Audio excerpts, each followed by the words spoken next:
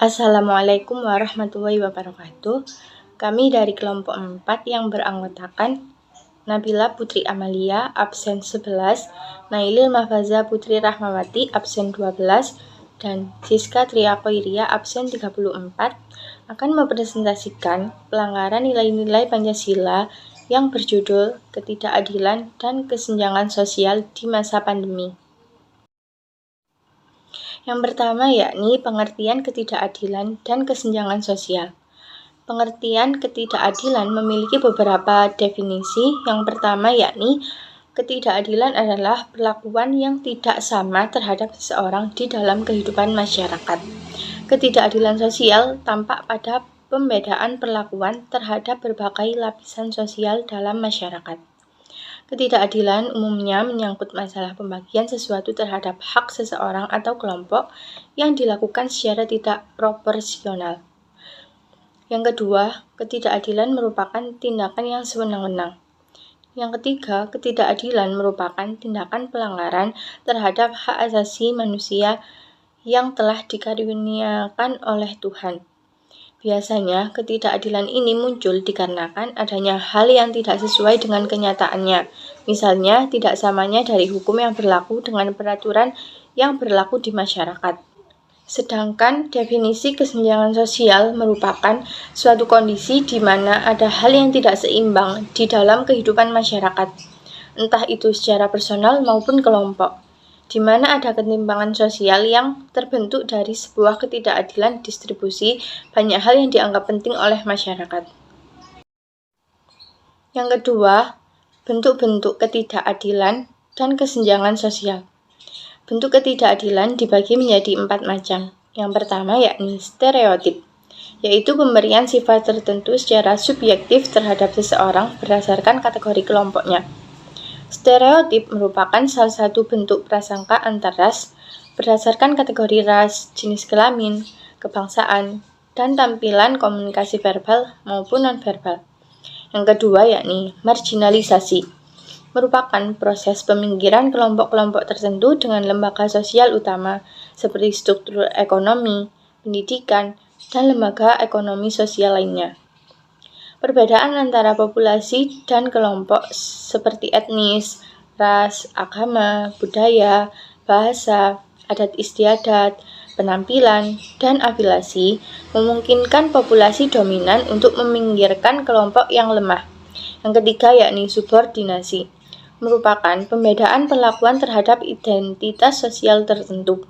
Umumnya yang menjadi kelompok subordinasi adalah kelompok minoritas. Anggota kelompok mayoritas dan anggota kelompok minoritas diperlakukan secara tidak seimbang.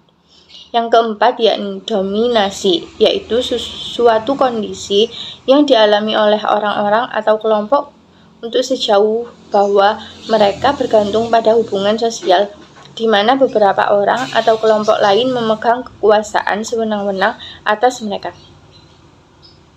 Beberapa ketidakadilan di Indonesia, seperti masih banyak warga masyarakat yang belum memperoleh hak untuk sejahtera. Yang kedua, kesamaan perlakuan hukum yang belum menjadi kenyataan. Contoh yang ketiga, adanya kesewenang-wenangan oknum pejabat. Beberapa contoh kesenjangan sosial dalam masyarakat. Yang pertama yakni pemberian fasilitas pendidikan yang berbeda antara siswa kaya dan siswa miskin. Yang kedua, pemberian layanan kesehatan di rumah sakit antara pasien kaya dengan pasien miskin. Yang ketiga, perlakuan berbeda antara pelanggan yang berpenampilan layaknya orang kaya dengan orang yang berpenampilan biasa saja di suatu mal. Dan yang terakhir, bebas dari tindakan penilangan akibat memiliki hubungan yang dekat dengan petinggi kepolisian. Assalamualaikum warahmatullahi wabarakatuh. Perkenalkan, saya Nabila Putri Amalia dari kelas 1B Tadris Biologi akan menjelaskan mengenai peristiwa yang terjadi khususnya di daerah kami mengenai ketidakadilan dan kesenjangan sosial di masa pandemi ini. Di Indonesia sendiri banyak sekali terjadi rasa kurangnya keadilan dan juga terjadi kesenjangan sosial di dalam masyarakat, baik dalam lingkup sempit maupun luas. Hal itu disebabkan oleh berbagai faktor. Faktor ekonomi, sosial, ada pihak yang justru berkeruh dari rasa ketidakadilan dan kesenjangan sosial hingga hanya mementingkan diri sendiri atau egoisme. Contoh yang pertama akan dijelaskan mengenai pemerintah desa yang tidak adil dan justru menambah kesenjangan sosial dalam masyarakat. Di daerah kami terjadi kasus yaitu pembatasan prosesi pernikahan yang terjadi di masa pandemi ini untuk mengurangi penyebaran kasus COVID-19. Pemerintah desa justru melakukan sebaliknya. Pemerintah desa memperbolehkan makan di tempat, tidak memakai masker, terus tidak menjaga jarak, mengadakan hajatan besar-besaran, dan itu pun hanya diperbolehkan bagi keluarga dan sahabat dekat mereka. Itu pun dilakukan oleh pihak desa loh. Seharusnya pihak desa menjadi teladan bagi masyarakat yang di bawahnya. Dan hal itulah yang akan justru memperkeruh kesenjangan sosial. Yang atas berfoya-foya, yang bawah menderita. Dan itu pun masyarakat pun merasa tidak adil karena mereka merasa dibedakan antara yang satu dengan yang lain. Contoh yang kedua mengenai bantuan sosial. Pemerintah pusat pasti menyalurkan bantuan sosial kepada masyarakat yang membutuhkan. Khususnya di pandemi ini, pasti banyak sekali yang membutuhkan bantuan sosial itu. Namun, pemerintah desa justru memanipulasi data yang akan dimasukkan menjadi penerima bantuan sosial untuk agar dimasukkan hanya untuk keluarga dan sahabat dekat mereka. Nah, itu tuh justru orang yang masih bisa bekerja setiap harinya.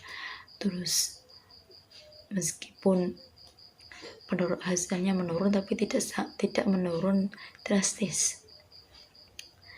Justru keluarga yang mampu justru mendapatkan dana bantuan sosial, sedangkan masyarakat yang sangat-sangat membutuhkan bantuan sosial justru tidak mendapatkan bantuan sosial itu. Mereka justru tambah menderita, bertambah sengsara, bertambah miskin kehidupan mereka. Dan hal itu pun mengakibatkan kesenjangan sosial. Yang atas pun juga berfoya-foya sama yang seperti contoh yang di nomor 1. Yang bawah justru sengsara, hidupnya bertambah miskin, tidak mempunyai apa-apa lagi, dan justru mereka tidak mendapatkan apapun. Meskipun pemerintah pusat sudah menyalurkan bantuan sosial kepada yang membutuhkan.